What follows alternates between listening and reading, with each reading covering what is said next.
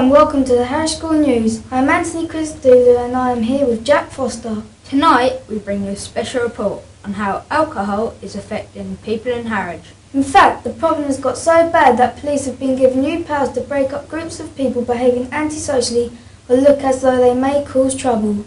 Connie Chamberlain has spoken to the police to find out more. In Harwich, there's a special order to combat antisocial behaviour. If you have too much alcohol or you're too young to have alcohol, you'll be told by the police to get away from this area. They can also take away the alcohol from you.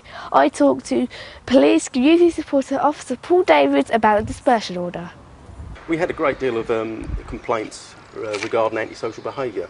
People swearing at passers-by, urinating in the streets. That kind of behaviour is obviously unacceptable, mostly due to alcohol misuse. So with the complaints from the public about people being drunk in the public places, that's led to the dispersal order being put in place. In May last year, a terrible thing happened to 17-year-old former Harwich School girl, Charlotte Blackburn, when she was hit and killed by a drink driver. Earlier this week we interviewed Charlotte's dad, Neil.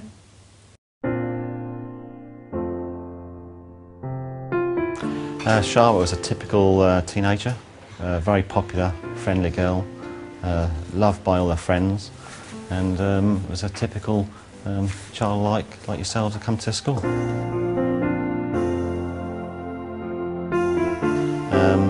Charlotte was out with her friends down Harwich, going to some of the local pubs up there, having a drink with her friends. Then she was walking home from the pubs, and she met one of her friends, and they were walking past the Park Pavilion where you see the tree where it is, and she was hit from behind by a speeding car, and as far as we know she travelled a long way through the air and ended up in a bush where the tree is. Apparently the driver who hit her had been drinking heavily, drinking lots of alcohol, and was doing 70 mile an hour and a 30 mile an hour limit, so was speeding. So Charlotte never had a chance. She never even knew she was actually hit. So that was the only blessing, that Charlotte died instantly. You know, she didn't suffer any pain or wasn't for a long time. And then the driver who hit her steered across the road and smashed into a house and put a hole in the side of the house and got out of the car and ran away. They found out that the driver had been drinking all the day and had also been taking some cannabis as well, and had been warned about not driving.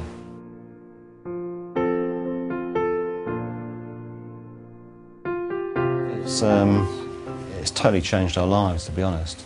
I mean, it goes through a cycle of process. You know, some days I'm fine, and other days I'm very upset, and you know, I think of Charlotte all the time. It's had a big impact on Charlotte. Had a brother who was 15 at the time. Charlotte was 17 at the time. A brother called Aidan, and they were very close. And he's a totally changed person because of it now. He's much more withdrawn. Charlotte was the older sister who looked after him, so he was actually shocked and devastated because of that. And it's had a big impact on all her friends. Again, as I said earlier, she was a really popular girl with lots and lots of friends. And if you look on the Facebook on Charlotte Blackburn, you'll see there's tributes and messages from all her friends saying how much they miss her and how much they love her. So it's affected a lot of people, not just immediate family. Well, I think in a situation like this, you always think it's never going to happen to you or your children, and it's gone to show me that it can happen to anyone.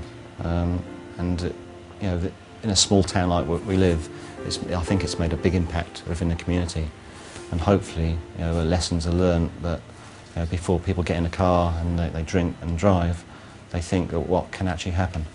So hopefully some good comes out of Charlotte's death, that someone might be saved by someone thinking, I'm not going to drink and drive.